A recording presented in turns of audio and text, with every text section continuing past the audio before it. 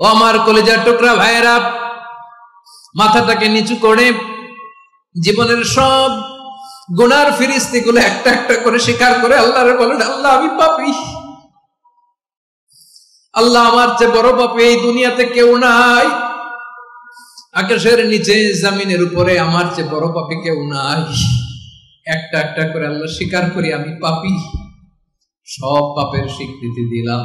পৃথিবী না জানুক আমি তো জানি আমি কি পাপ করেছি, হায় আমার পাপের করলে বিচার, বাঁচার আমার নাই উপায়।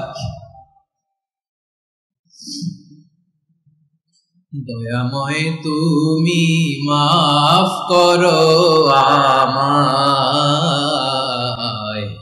মাফ করো। আল্লাহ তাআলা যদি দয়া করে আমাদেরকে মাফ না করে, আমাদের বাঁচার কোনো উপায় নাই।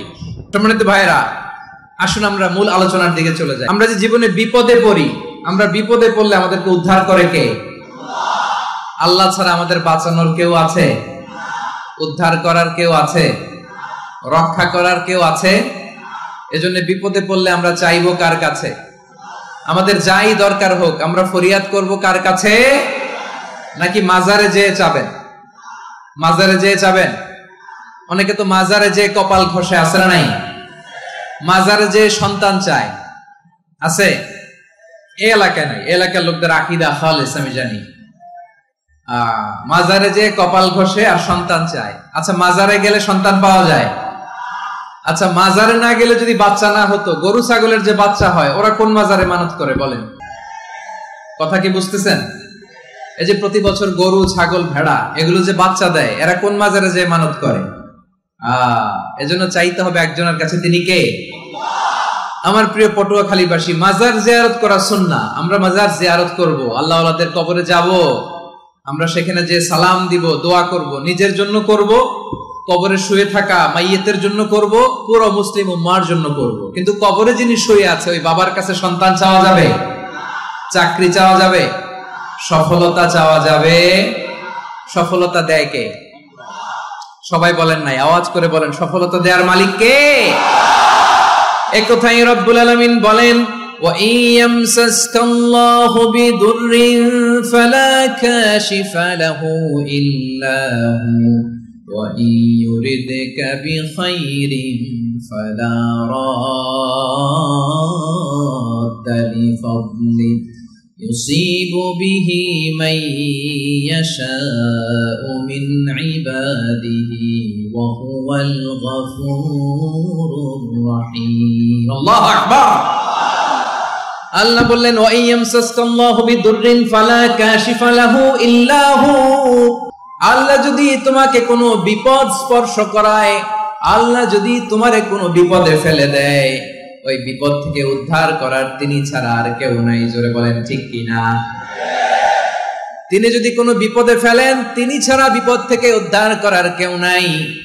আর তিনি যদি তোমার প্রতি কোনো অনুগ্রহ করতে চান, ওই অনুগ্রহ ঠেকিয়ে দেওয়ার ক্ষমতাও কারো নাই।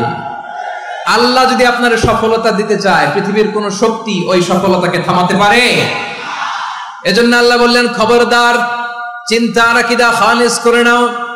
ওয়া ইয়ামসাসকাল্লাহু বিদুররিন ফালা কাশিফা লাহু ইল্লা হু। আল্লাহ বিপদে ফেললে বিপদ থেকে উদ্ধার করার কেউ থাকে না। আর আল্লাহ যদি তোমার প্রতি দয়া দেখাতে চান, অনুগ্রহ করতে চান, ওই অনুগ্রহকে প্রতিরোধ করার মতো ক্ষমতা কারো নাই। তিনি তার বান্দাদের মধ্য থেকে যাকে ইচ্ছা তাকে দেন, যত ইচ্ছা তত দেন। তিনি ক্ষমাশীল, তিনি মেহেরবান। সুবহানাল্লাহ। তিনি ক্ষমাশীল, তিনি মেহেরবান। তাহলে এই আয়াত থেকে আমরা বুঝতে পারলাম, আমরা যদি বিপদে পড়ি আমাদেরকে কেউ বাঁচাতে পারে না। আমার বাবা আমারে বাঁচাতে পারে? হ্যাঁ? আমার মা আমাকে বাঁচাতে পারে? আমার বন্ধু আমারে বাঁচাতে পারে? আমার দলের কর্মী আমাকে বাঁচাতে পারে? আমার পীর সাহেব আমারে বাঁচাতে পারে? আমার পটুয়াখালীর ভাইয়েরা খেয়াল রাখবেন, বাঁচাতে পারে এক মহান সত্তা, উদ্ধার করতে পারে এক মহান সত্তা। চিৎকার করে বলুন, তিনি কে? আবার আল্লাহ বললেন আম্মাই ইউজিবুল মুত্তাররা ইযা দাআহু ওয়া ইয়াকশিফুস সুআ ওয়া ইয়াজআলুকুম খুলাফাআল আরদ আইলাহুম মা'আল্লাহ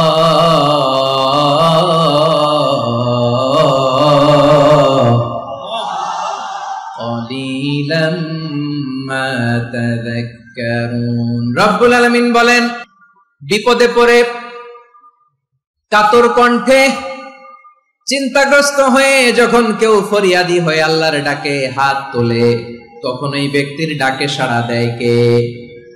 সবাই বলুন। বিপন্ন অবস্থায় আপনি যখন কেঁদে কেঁদে হাত তুলে আপনার দুঃখের কথা জানান, আপনি যখন ডাকেন তারে, তখন আপনার ডাকে সাড়া দেয় কে? আল্লাহ বলে, আমি সাড়া দেই। তোমাদের বিপদকে মুক্ত করে দেয় কে? ওই আল্লাহর সাথে কোন উপাস্য আছে নাকি? কিন্তু খুব অল্প সংখ্যক লোকই তোমরা উপদেশ গ্রহণ করো। কথাটা কার? তাহলে বিপন্ন মানবতা যখন কাঁদে, মানুষ যখন বিপদে পড়ে নিরুপায় হয়ে ফরিয়াদ করে, তার ডাক শোনার কেউ নাই একজন ছাড়া। চিল্লায় বলেন তো তিনি কে? এজন্য আমরা ফরিয়াদের হাত কার দিকে তুলব? প্রিয় পটুয়াখালী বলেন, ফরিয়াদের দুটো হাত আমরা কার দিকে তুলবো? এবং খেয়াল রাখতে হবে, মাথার সাথে সেট করে নিতে হবে, আল্লাহ ছাড়া আমাকে উদ্ধার করার কেউ নাই। এই পৃথিবীতে কেউ আপন না। প্রিয় ভাই, বিপদে বললে বোঝা যায় কেউ আপন না। আপন শুধু একজন মহান সত্তা, তিনি কে? এটা কি আপনারা খেয়াল রাখতে পারবেন? হ্যাঁ, বিপদে আপদে কেউ আমাদের বাঁচাতে পারে না, তরাতে পারে না, মুক্তি দিতে পারে না, উদ্ধার করতে পারে না, একমাত্র আমার প্রভু ছাড়া, আল্লাহ ছাড়া। চিল্লায় বলেন ঠিক কিনা? এবং প্রিয় পটুয়াখালীর ভাইয়েরা, মাথার সাথে এটা সেট করে নিতে হবে যে আমাদের পুরো জীবনটাই পরীক্ষা। পুরো জীবনটাই কি? The life is a test. পুরো জীবনটাই পরীক্ষা। এই জীবনে বিপদ আসবে, আপদ আসবে, পরীক্ষা আসবে, সবার জীবনে এটা থাকে। এক একজনের পরীক্ষা এক এক রকম। আমার পরীক্ষা একরকম, মাসুদ ভাইয়ের পরীক্ষা একরকম, চৌধুরী সাহেবের পরীক্ষা একরকম, আপনার পরীক্ষা একরকম, ওনার পরীক্ষা আবার আরেক রকম। পুরো পৃথিবীটাই পরীক্ষা ক্ষেত্র, সবাই পরীক্ষা দিচ্ছি, কিন্তু কারো পরীক্ষা প্রশ্নের সাথে কারোটার মিল নাই। সুবহানাল্লাহ পড়বেন না? পুরোটাই পরীক্ষা ক্ষেত্র, সবাই পরীক্ষার্থী, কিন্তু প্রশ্নপত্র একটার সাথে আরেকটা মিলে না। One doesn't match the other. একজনেরটার সাথে আরেকজনেরটা মিলে না। কাউকে আল্লাহ তাআলা ধনী বানিয়ে পরীক্ষা করেন। কি বানিয়ে? কথা কি বুঝতেছেন নাকি কষ্ট হচ্ছে? কষ্ট হচ্ছে আপনাদের? কাউকে আল্লাহ ধনী বানিয়ে পরীক্ষা করেন, আবার কাউকে আল্লাহ তাআলা গরিব বানিয়ে পরীক্ষা করেন, কাউকে আল্লাহ অসুস্থ বানিয়ে পরীক্ষা করেন। কেউ দেখবেন যে দুরারোগ্য ব্যাধিতে আক্রান্ত, ডাক্তার বলেছে আর সময় নাই, দুরারোগ্য ব্যাধি, ক্যান্সার, যার নেই কোনো অ্যান্সার, তার জন্য পরীক্ষা হচ্ছে এই রোগ। আরেক লোক দেখবেন তার আবার রোগ বালাই নাই, মাশাআল্লাহ, তাকে আল্লাহ তাআলা আর্থিক দৈন্যতা, দারিদ্রতা দিয়ে পরীক্ষা করছেন। এরকম আছে না নাই? টাকা পয়সা নাই, দিন আনে দিন খায়, যা আছে তাতে চলে না, এটা তার জন্য পরীক্ষা। আবার আরেক শ্রেণীর লোক দেখবেন তাকে আল্লাহ অসুস্থতাও দেয় নাই, দারিদ্রতাও দেয় নাই, তার দাম্পত্য জীবনের সমস্যা আছে না নাই? স্ত্রী কথা শোনে না, অথবা ছেলে মেয়ে কথা শোনে না। তাহলে পরীক্ষা সবার জীবনে আছে, এক একজনের পরীক্ষাটা এক এক রকম। আল্লাহ তাআলা দেখতে চায় যে এই পরীক্ষার সময় আমরা কিরকম রেসপন্স করি। How to deal with the test, কিভাবে এই বিপদ আপদ পরীক্ষাগুলোকে আমরা হ্যান্ডেল করব, ডিল করব, এটা হচ্ছে আজকের আলোচনার বিষয়। বুঝতে পেরেছেন সবাই আমার প্রিয় ভাইয়েরা? তাহলে পরীক্ষাময় আমাদের জীবন, বিপদ আপদ পরীক্ষা, এটা মানুষের পিছু ছাড়ে না। সবার জীবনে পরীক্ষা আছে।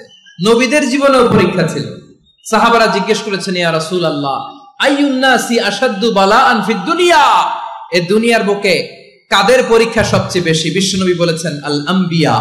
এই পৃথিবীতে সবচেয়ে বেশি পরীক্ষা আল্লাহ তাআলা নিয়ে থাকেন নবীদের। কাদের? নবীদের।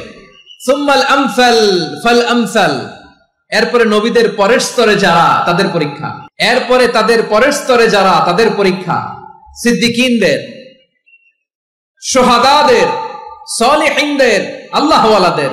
যার ঈমান যত মজবুত, তার জীবনে পরীক্ষাও তত বেশি। চিল্লায় বলেন ঠিক কিনা? তাহলে মুমিনরা, বিশ্বাসীরা, আমরা কি পরীক্ষা বিপদ আপদে ভয় পাই? হ্যাঁ, বিপদ দেখলে ভয় লাগে আপনাদের? ভয় লাগে? হ্যাঁ, না। মুমিনরা বিপদে ভয় পায় না, তারা হতাশ হয় না, সুবহানাল্লাহ, তারা নিরাশ হয় না, বিশ্বাসীরা হাল ছেড়ে দেয় না, তারা ভরসা রাখে একজনের উপর, চিল্লায় বলতে হবে তিনি কে। কারণ মুমিন জানে the grief isn't permanent, the test isn't permanent, the struggle in our life isn't permanent. আমাদের জীবনের দুঃখ, কষ্ট, স্ট্রাগল এগুলো পার্মানেন্ট নয়। After every difficulties there is an ease. সব কষ্টের পরেই একটা সুখ আছে না নাই? রব্বুল আলামিন বলেন ফা ইন্না মাআল উসরি ইউসরা, ইন্না মাআল উসরি ইউসরা, ভয় পেও না, চিন্তা করো না, কষ্টের সাথেই আমি রেখে দিয়েছি স্বস্তি। সুবহানাল্লাহ বলেন। মুমিন জীবনে বিপদ যত বেশি, কষ্ট যত বেশি, তার সামনে সফলতা তার চেয়েও বেশি, ঠিক কিনা বলেন? কারণ বিশ্বাসীরা জানে রাত্রি যত গভীর হয়, সুবহে সাদিকের সময় তত আগাতে থাকে। গর্ভবতী নারীর পেটের ব্যথা যত বাড়তে থাকে, ঘরে নতুন মেহমান আগমনের সময় ঘনাতে থাকে। মুমিনদের উপর বিপদ, অত্যাচার, আপদ, পরীক্ষা যত বাড়তে থাকে, কালেমার পতাকা উড্ডয়নের সময় কাছে আসতে থাকে। বিশ্বাসীদের এগুলো হিসাব মিলানো অনেক আগে, এগুলো অনেক আগে হিসাব মিলানো। দুঃখের আধার শেষে সুখের আলো মিটি মিটি হাসে, চিল্লায় বলেন ঠিক কিনা? দুঃখের আধার শেষে আলোর প্রভাত হাসে, হতাশার কালো মেঘে যায় গো ভেসে, হতাশার কালো মেঘে যায় গো ভেসে। দুঃখের আধার শেষে আলোর প্রভাত হাসে, হতাশার কালো মেঘে যায় গো ভেসে, হতাশার কালো মেঘে যায় গো ভেসে। কোরআনের পাতায় পাতায় দেখো, ঈমানের পথ ঢাকা ব্যথার কাটায়। কোরআনের পাতায় পাতায় দেখো, ঈমানের পথ ঢাকা ব্যথার কাটায়। ভেঙে পড়ো না প্রভু হতাশ হয়ে, ভেঙে পড়ো না প্রভু হতাশ হয়ে, জ্বলে পুড়ে খাঁটি সোনা হও গো শেষে, জ্বলে পুড়ে খাঁটি সোনা হও গো শেষে। দুঃখের আধার শেষে আলোর প্রভাত হাসে, হতাশার কালো মেঘে যায় গো ভেসে, হতাশার কালো মেঘে যায় গো ভেসে। ঠিক কিনা বলেন? দুঃখ যত বেশি, পরীক্ষা যত বেশি, কষ্ট যত বেশি, সুখের সময় তত কাছাকাছি, চিল্লায় বলতে হবে ঠিক কিনা? এজন্য মুমিন জীবনে পরীক্ষা বেশি, মুমিনদের হতাশা নাই। মুমিনরা নিরাশ হয় না, হতাশ হয় কাফিররা। মুমিনরা কখনো হাল ছেড়ে দেয় না, মুমিনরা ভরসা রাখে একজনের উপর, তিনি কে? তাহলে আমার প্রিয় পটুয়াখালীবাসী, বিপদ থাকবে, পরীক্ষা থাকবে, এই বিপদ থেকে আমাদেরকে উদ্ধার করবেন একজন, তিনি কে? আমরা শুধু আল্লাহর উপরই ভরসা রাখবো। রাজি আছেন তো? চাইবো একজন সত্তার কাছে, আওয়াজ করে বলুন তিনি কে?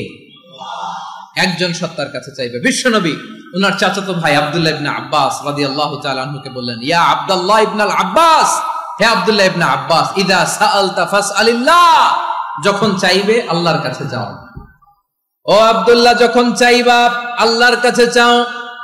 ওয়া ইদা ইসতাআনতা ফাসতাইন বিল্লাহ, যখন সাহায্য চাইবা আল্লাহর কাছে ফরিয়াদ করো। জেনে রেখো ও আব্দুল্লাহ, ওয়া'লাম আন্নাল উম্মাতা লাউ ইজতামাআত আলা আন ইয়ানফাউকা বিশাইইন লাম ইয়ানফাউকা ইল্লা বিশাইইন ক্বাদ কাতাবাহু আল্লাহু লাক। ও আব্দুল্লাহ, জেনে রেখো, মনে রেখো, গোটা বিশ্বের সবাই মিলে যদি তোমার উপকার করতে চায়, ততটুকুই তারা করতে পারবে যতটুকু আল্লাহ তোমার নসিবে সেটা লিখে রেখেছে। ঠিক কিনা বলেন? আর যদি গোটা বিশ্বের সবাই মিলে তোমার বিরুদ্ধে কনস্পাইরেসি করে, ষড়যন্ত্র করে, গোটা বিশ্বের সবাই মিলেও যদি তোমার ক্ষতি করতে চায়, ততটুকুই শুধু পারবে যেটা আল্লাহ তোমার জন্য বরাদ্দ রেখেছে। যতটুকু আল্লাহ তাআলা তোমার জন্য বরাদ্দ রেখেছে অতটুকুই ক্ষতি করতে পারবে, আর এক চুল বেশিও করতে পারবে না, কমও করতে পারবে না। চিল্লায় বলেন ঠিক কিনা? এজন্য আমরা চাইবো কার কাছে? সবাই বলেন নাই, আওয়াজ করে বলেন কার কাছে? সব সময় আমরা আল্লাহর কাছে চাইবো, বিপদে আপদে, সুখে দুঃখে, সচ্ছল অবস্থায় অসচ্ছল অবস্থায়, পরাজয়ের সময় বিজয়ের সময়, সব সময় আমরা ভরসা রাখবো কার উপর? সবাই বলুন। একদল লোক আছে যারা বিপদে পড়লে আল্লাহরে ডাকে, আছে না নাই? পটুয়াখালীতে মাশাআল্লাহ নাই, বিপদ আসলে আল্লাহরে ডাকে, বিপদ নাই আল্লাহও নাই। বিপদে পড়লে নামাজ পড়ে, বিপদও নাই নামাজও নাই। বিপদে পড়লে জিকির করে, বিপদ যখন চলে যায় ওদের জিকিরও বন্ধ হয়ে যায়। এরকম আছে না নাই? কিছু লোক দেখবেন পরীক্ষা আসলে নামাজ পড়ে, আছে আছে। জেনজি আওয়াজ করো, এরকম আছে? এই কমন পড়ে গেছে, কমন পড়ছে। দেখবেন পরীক্ষার সময় নামাজ পড়ে, পরীক্ষাও নাই নামাজও আছে। এরকম কিছু লোক আছে অসুস্থ হলে আল্লাহরে বড্ড ভালোবাসে, আল্লাহরে খুব ডাকে। অসুস্থ হইলে অসুস্থতাও নাই, আল্লাহ স্মরণও নাই। দেখবেন কিছু লোক নির্বাচন আসলে খুব আল্লাহওয়ালা হয়ে যায়, তখন দেখবেন মাথার মধ্যে হেজাব লাগায়, পাঞ্জাবি লাগায়, আল্লাহওয়ালা হয়ে যায়। নির্বাচনও নাই, এরপরে আল্লাহর কথাও নাই। আছে না নাই? না, এরকম হওয়া যাবে না। সব সময় আমরা আল্লাহরে ডাকবো, বিপদে আপদে সব সময় ভরসা রাখবো আমরা একজনের উপর। আওয়াজ করে বলেন তিনি কে? এ কথাই আল্লাহ তাআলা আমাদের চোখে আঙ্গুল দিয়ে জানিয়ে দিলেন, ফাইদা রাকিবু ফিল ফুলকি দা'আবুল্লাহা মুখলিসিনা লাহুদ্দিন ফালাম্মা নাজ্জাহুম ইলাল বাররি ইযা হুম ইউশরিকুন। আল্লাহ বলে একদল লোক আছে, তারা যখন নৌযানে চড়ে, জলযানে চড়ে, সাগরের মধ্যে যখন জাহাজে চড়ে, লঞ্চে চড়ে, তারা যখন তুফানের সম্মুখীন হয় তখন তারা আল্লাহরে বড্ড বেশি ডাকে, একান্ত ভাবে ডাকে, বিশুদ্ধ চিত্তে ডাকে। আবার তুফান থেকে তাদেরকে সেফ জোনে নিয়ে, নিরাপদ জোনে নিয়ে যখন বন্দরে আমি আল্লাহ তাদেরকে ভিড়িয়ে দেই, ওই লোকগুলো আবার আমি আল্লাহর সাথে শিরিক করে। এরকম আছে না নাই? জাহাজে উঠছে, সাগরের মাঝখানে তুফান, ওই সময় দেখবেন আল্লাহ কারে কয়। এই কথা তো আপনাদেরকে বোঝানো সহজ, আপনারা তো নদীর দেশের মানুষ। লঞ্চে চড়েন নাই কারা কারা? দেখি, লঞ্চে চড়ছেন? হ্যাঁ, লঞ্চে চড়ে নাই এরকম একজনও নাই এখানে। আচ্ছা, লঞ্চে উঠছেন কে কে? দেখি। মাশাআল্লাহ মাশাআল্লাহ মাশাআল্লাহ, ঠিক আছে, আপনাদের বোঝানো সহজ। আচ্ছা, লঞ্চে উঠে তুফানের সম্মুখীন হয়েছেন, জলোচ্ছ্বাস, সবাই? মাশাআল্লাহ। এই ওয়াজ তো আপনাদের মুখস্থ, ঠিক কিনা বলেন? আমার বলার দরকার নাই, বলেন। মাঝ নদী, তুফান, জলোচ্ছ্বাস, জলের মধ্যে উচ্ছ্বাস, ঢেউ, টর্নেডো, সাইক্লোন, মেঘের ঘনঘটা, পরিবেশ ঘুটঘুটে অন্ধকার, লঞ্চ একবার এদিকে আরেকবার ওইদিকে, ভিতরে কি অবস্থা হয় বলেন তো? হ্যাঁ, তখন মুসলিম আল্লাহর ডাকে, হিন্দু আল্লাহর ডাকে, ঠিক কিনা বলেন? আস্তিক আল্লাহর ডাকে, নাস্তিক আল্লাহর ডাকে, ঠিক কিনা? লঞ্চের ভেতর, স্টিমারের ভেতর কান্নারে রোল পড়ে যায়, চিৎকারের রোল পড়ে যায়, সবার মুখ দিয়ে শুধু একটা আওয়াজ, লা ইলাহা ইল্লাল্লাহ, লা ইলাহা লা ইলাহা সুবহানাল্লাহ আলহামদুলিল্লাহ লা ইলাহা। আল্লাহ নামের জিকির করবে যারা, আল্লাহর কাছে প্রিয় তারা, আল্লাহর কাছে প্রিয় যারা, জান্নাতে প্রবেশ করবে তারা, জোরে লা ইলাহা লা ইলাহা ইল্লাল্লাহ, লা ইলাহা ইল্লাল্লাহু মুহাম্মাদুর রাসূলুল্লাহ সাল্লাল্লাহু আলাইহি ওয়াসাল্লাম। আমার প্রিয় পটুয়াখালীবাসী, তাহলে লঞ্চের ভেতরে যখন আমরা তুফানের মধ্যে পড়ি তখন সবাই মিলে আমরা একটা নামের জিকির করি। নামটা কার? মুসলমানেরাও ডাকে, হিন্দুরাও ডাকে, আস্তিকও ডাকে, নাস্তিকও ডাকে, সবাই ডাকে একজনকে। তিনি কে? আবার দেখবেন ওই আল্লাহ তুফানের পরে, ঝড়ের পরে ওই লঞ্চটাকে যখন সদর ঘাটে ফিরিয়ে দেয়, আবার আমরা নাফরমানি শুরু করে দেই। সে কোথায় আল্লাহ বললেন, ফাইদা রাকিবু ফিল ফুলকি দা'আউল্লাহ মুখলিসিনা লাহুদ্দিন ফালাম্মা নাজ্জাহুম ইলাল বাররি ইযা হুম ইউশরিকুন। সাগরে যখন তুফানে পড়ে আমি আল্লাহর ডাকে, আবার আমি আল্লাহ যখন বাঁচিয়ে দেই, আবার আমি আল্লাহর সাথে শিরিক শুরু করে। আমরা কি এরকম হতে চাই নাকি? এরকম করবেন? হ্যাঁ না, আমরা তুফানে পড়লেও আল্লাহরে ডাকি, আবার বাঁচায় দেওয়ার পরেও ডাকি কারে? আল্লাহকেই ডাকি। বিমানের মধ্যে মাঝে মাঝে দেখবেন যে এয়ার টার্বুলেন্স হয়, জানেন? এয়ার টার্বুলেন্স জানেন তো? মাঝে মাঝে বিমানটা বাউন্সিং করে, বাম্পি, ভেরি বাম্পি ওয়েদার। শুনেন নাই? 40,000 ফিট উপরে যখন থাকে তখন পাইলট মাঝে মাঝে বলে, dear passengers, ladies and gentleman, right now we are flying 40,000 feet above the ground and we are passing very air turbulence, very heavy air turbulence right now. Please fasten your seat belt. দেখবেন মাঝে মাঝে বলে যে, ভদ্র মহিলা, ভদ্র মহোদয়গণ, আমরা 40,000 ফিট উপর দিয়ে যাচ্ছি আর এয়ার টার্বুলেন্স ফেস করছি, মেহেরবানি করে আল্লাহর হস্তে সিট বেল্ট বাঁধুন। তখন বিমানটা এরকম বাউন্সিং করে, শেকিং করে। আপনারা মুখোমুখি হয়েছেন? ইদানিং এই এয়ার টার্বুলেন্স বেড়ে গিয়েছে। গত বছর আমার ইন্টারন্যাশনাল অনেকগুলো ফ্লাইট ছিল, তো আমি দেখলাম যে আগের ফ্লাইটগুলোর তুলনায় এখন এয়ার টার্বুলেন্স খুব বেশি। আমি একটু রিসার্চ করে দেখলাম, ক্লাইমেট চেঞ্জের কারণে, জলবায়ু পরিবর্তনের কারণে আকাশের বাতাসের মুভমেন্টে পরিবর্তন হয়েছে, ফলে এখন বিমান শেকিং করে বেশি, বাউন্সিং, বাম্পি ওয়েদার। তো বলেন তো, 40,000 ফিট উপরে যখন আপনি, কয় হাজার ফিট? সবাই বলুন, কয় হাজার ফিট? 40,000 ফিট উপরে যখন আপনি, তখন যখন বিমানটা এরকম বাউন্সিং করে, সবাই যখন ভমিটিং করে বিমান নষ্ট করে দেয়, বমি করে, তখন বাঁচানোর কে আছে আল্লাহ ছাড়া? কেউ আছে? ওই মুহূর্তেও সবাই মিলে একজনের ডাকে আওয়াজ করে বলেন, তিনি কে? মাঝে মাঝে কিছু সোশ্যাল মিডিয়ায় কিছু ভিডিও পাওয়া যায় যে হেভি যখন এয়ার টার্বুলেন্স হয়, 10 সেকেন্ড 15 সেকেন্ডের কিছু ভিডিও পাওয়া যায়, বিমানটা এরকম বাউন্সিং করছে, বাম্পি ওয়েদার, কাঁপছে, মানুষগুলো বমি করছে, অক্সিজেন মাস্কগুলো সব ঝুলে পড়েছে, বিমানটা শুধু কাঁপছে। তখন দেখবেন বিমানের ভেতরেও এরকম লঞ্চের মতো চিৎকার আছে না নাই? বিমানের ভেতরেও তখন চিৎকার। গত বছর হিথ্রো এয়ারপোর্ট থেকে সিঙ্গাপুর এয়ারলাইন্সের একটা ফ্লাইট, হিথ্রো টু চাঙ্গি, একটা ফ্লাইটে এমন বেশি এয়ার টার্বুলেন্সের শিকার হয়েছিল ওই এয়ারক্রাফটটা, 33 জন যাত্রী সেখানে আহত হয়েছে, একজন যাত্রী নিহত হয়েছে।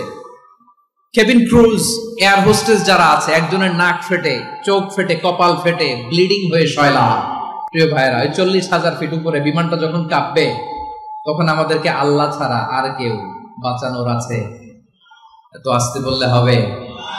ওই কঠিন মুহূর্তে আমার বাবা আমারে বাঁচাতে পারে, আমার বন্ধু আমারে বাঁচাতে পারে।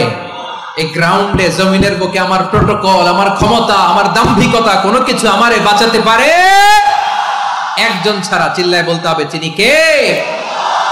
সে আল্লাহ বললেন, গোলাম, আমি বিপদের সময় ঠিকই তোমাদের বাঁচিয়ে নেই। ওই বিমানের ভেতরে 40,000 ফিট উপরে যখন তোমরা এয়ার টার্বুলেন্সের শিকার হও, তখন নাস্তিকও আল্লাহরে ডাকে, হিন্দু আল্লাহরে ডাকে। জোরে বলেন ঠিক কিনা? আবার বিমানটা যখন শান্ত হয়ে যায়, একটু পরেই বিমানের স্ক্রিনের মধ্যে হিন্দি সিনেমা খোঁজে। বিমানের স্ক্রিনে কিন্তু বিশাল ওখানে আফলাম ফিল্মের একেবারে বোঝাই করা। বিমানটা শান্ত হলে আবার হিন্দি সিনেমা দেখা শুরু করে। একটু আগে ডাকছিল কারে? দেখবেন বাংলাদেশে আমাদের ক্রিকেটাররা যখন অন্য কোনো দেশের সাথে খেলে, অনেক সময় এমন হয়, বল বাকি একটা, রান দরকার 6টা। বল বাকি কয়টা? পটুয়াখালী বোঝে নাই বোধহয়। বল বাকি কয়টা? রান দরকার। আপনি দেখবেন ক্যামেরাম্যান তখন গ্যালারিতে খালি দেখায় দর্শকদের যে কি অস্থিরতা। হিপ হপ স্টাইলের মেয়েটা, যে মেয়েটার ওড়না এতক্ষণ ছিল গলায়, এতক্ষণ কই ছিল, ওই মেয়েটা দেখবেন ওড়নাটা টেনে মাথায় দিয়ে এরকম মুনাজাত ধরতেছে, আল্লাহ আল্লাহ, একটা ছক্কা, আল্লাহ আল্লাহ, আমার লাল সবুজের পতাকারে তুমি অপমানিত কইরো না আল্লাহ, ইন্ডিয়ার সাথে আমাদের খেলা, আল্লাহ আল্লাহ, একটা ছক্কা, একটা একটা। পুরো পুরো খেলা জুড়ে এই মেয়ের ওড়না ছিল গলায়, কিন্তু যখন এক বলে 6 রান দরকার, ওড়না চলে আসছে কোথায়? মাথায়। আবার মুনাজাত আছে না নাই? ঠিকই বাংলাদেশের দামাল ছেলে এমন এক শট মারলো, বল চলে গেল স্টেডিয়ামের বাইরে, ছক্কা, জিতে গেলাম আমরা। পুরো স্টেডিয়াম জুড়ে চিৎকার, হই হুল্লোড়, মৌজ মাস্তি। যেই মেয়েটা মাথার মধ্যে ওড়না দিয়ে এতক্ষণ সুবহানাল্লাহ সুবহানাল্লাহ বলে আল্লাহর কাছে দোয়া করেছে, ওই মেয়ে এখন আবার ওড়না ফেলে দিয়ে নাচা শুরু করে দিয়েছে। তাহলে আল্লাহর ভয়, আল্লাহর প্রতি আস্থা, বিশ্বাস, ভালোবাসা, এটা কি ক্ষণিকের জন্য? মানে আমার যখন লাগবে তখন আল্লাহর ইউজ করবো নাকি?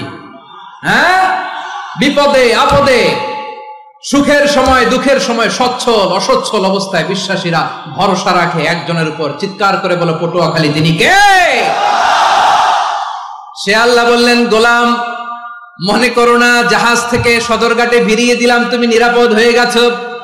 মনে করো না 40,000 ফিট থেকে সেফ ল্যান্ডিং এর পরে এয়ারপোর্টে নেমে গেলেই তুমি নিরাপদ হয়ে গেছো। ও মিয়া, বিপদ কি শুধু সাগরে আর আকাশে? ঘরের ভেতরও বিপদ আসতে পারে কি পারে না? এজন্য সূরা মুলক আল্লাহ বললেন, আমিনতুম মান ফিস সামাই আন ইয়াখসিফা বিকুমুল আরদা ফাইযা হিয়া তামুর। তোমরা কি ভাবছো তোমরা নিরাপদ? সাগরের মধ্যে তুফান, আল্লাহ আল্লাহ ডাকলাম, সদরঘাটে যেয়ে পড়ছি, পয়সা গেছেন তো আপনি। আর পাবে আপনারে আল্লাহ? আল্লাহর তো সাগরের মাঝখানে তো আল্লাহ আপনার পাইছিল, আর তো পাবে না। আর পাবে আপনারে? আর আল্লাহ ধরতে পারবে আপনারে? ঘরের ভেতরও বিপদ দিয়ে আটকাতে পারে কে? 5 স্টার 7 স্টার হোটেলের ভেতরেও আমাকে বিপদের মধ্যে ফেলে দিতে পারেন কে? আল্লাহ বললেন, তোমরা কি ভেবেছো তোমরা নিরাপদ? আমি চাইলে ল্যান্ডস্লাইডস, ভূমি ধস দিয়ে 1 লক্ষ এক মুহূর্তে নিয়ে যেতে পারি। এক সুনামি দিয়ে থাপ্পড় মেরে 3 লক্ষ সাগরের ভেতরে ঢুকায় দিতে পারি। 1 সেকেন্ডও লাগে না আমার।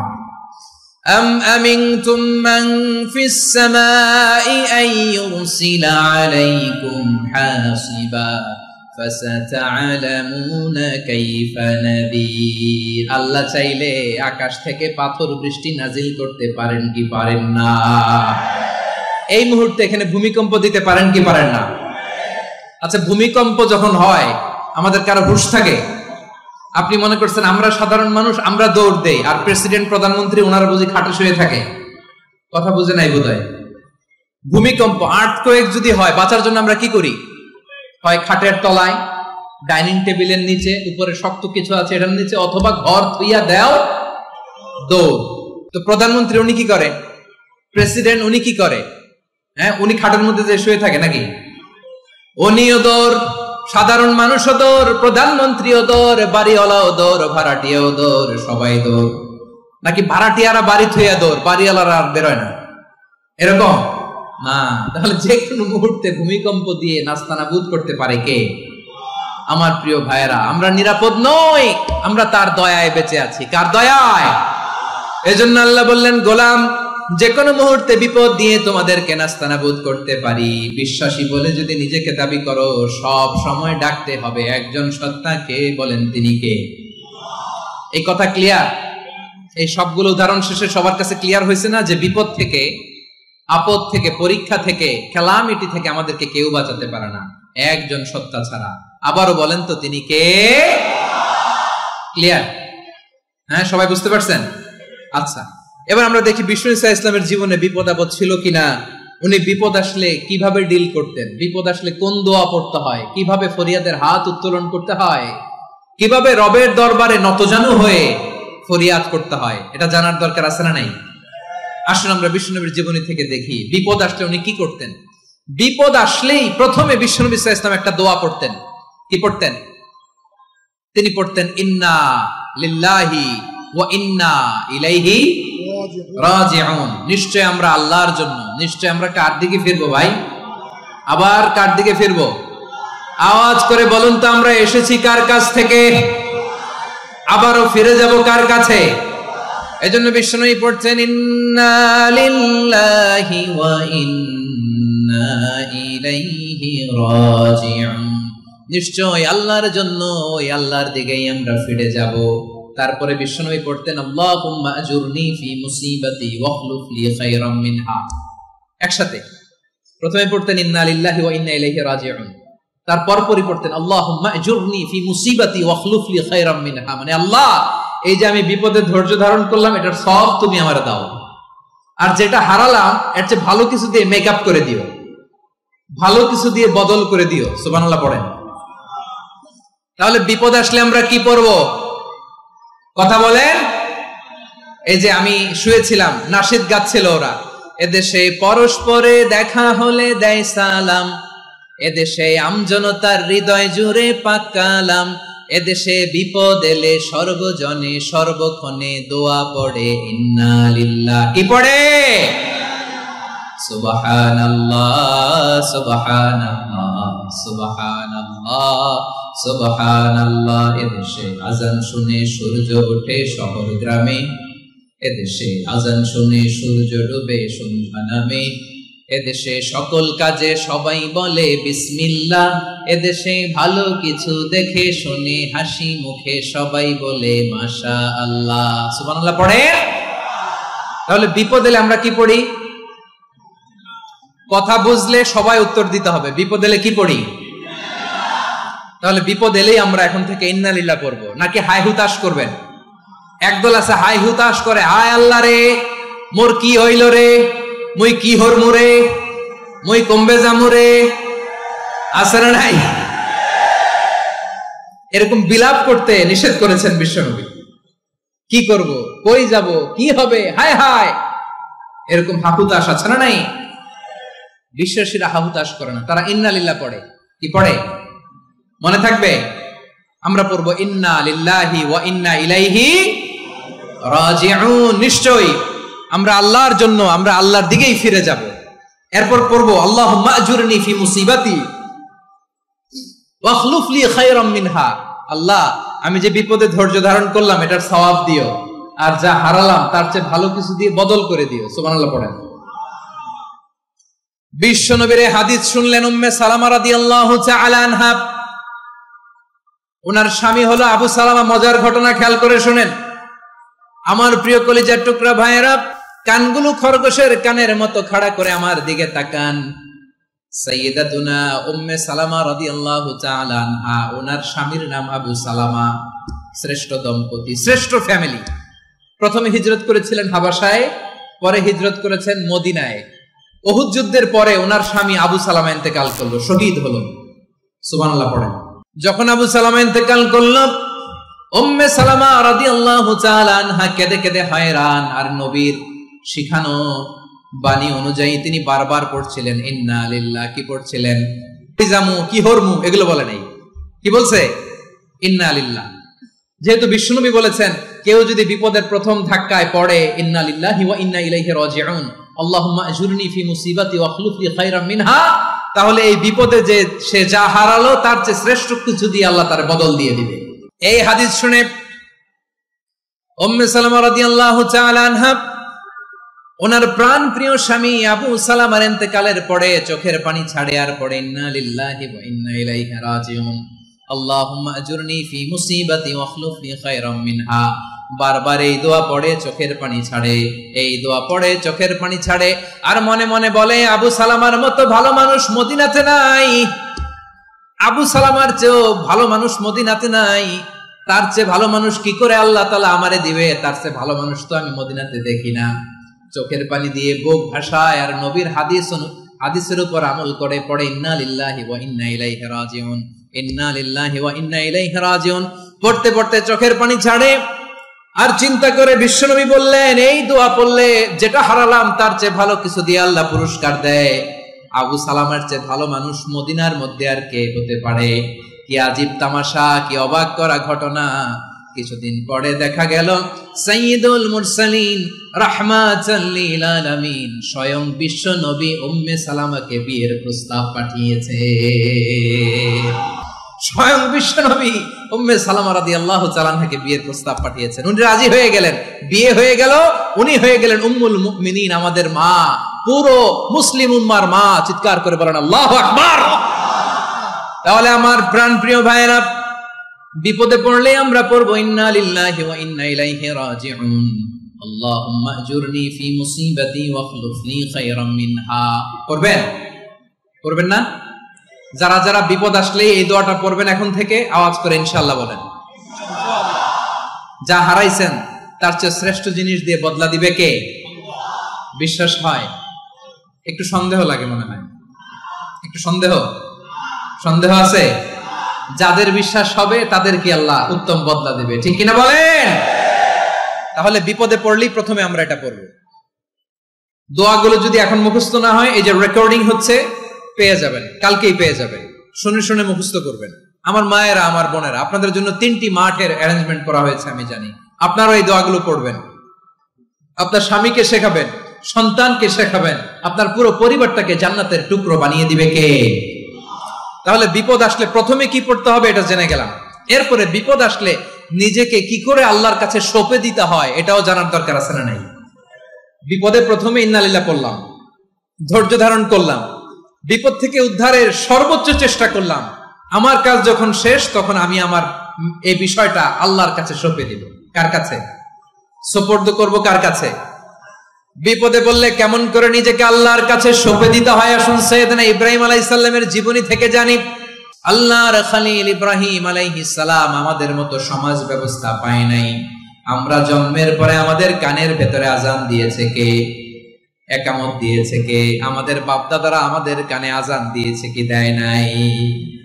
আমাদের জন্মের পরেই তো আজান, একামত, বাড়ির পাশে মসজিদ, প্রতিদিন আজান, জুমার খুতবা, প্রতি মাসে মাসে তাফসিরুল কোরআন মাহফিল, মসজিদ, মিনারা, অভাব নাই, ঠিক কিনা বলেন?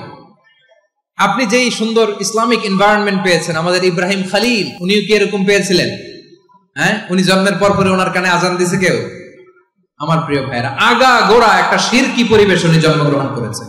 উনি ছাড়া ওই তল্লাটে একজনও আল্লাহর উপর বিশ্বাসী নাই। কল্পনা করতে পারেন? গোটা তল্লাটে, গোটা দেশে বিশ্বাসী মুমিন, আল্লাহর উপর বিশ্বাস স্থাপনকারী কয়জন? সবাই বলেন কয়জন? বাকি সব মুশরিক। নিজের সাথে নিজে শক্ত বোঝাপড়া করে, অ্যানালজি করে, সেলফ কনভারসেশন করে উনি মহা সত্যের সন্ধান পেয়েছে। উনি আকাশের তারা দেখে ভাবে মনে হয় এটাই আমার খোদা, পরে দেখে তারা নাই, মনে মনে বলে না তাইলে এটা না।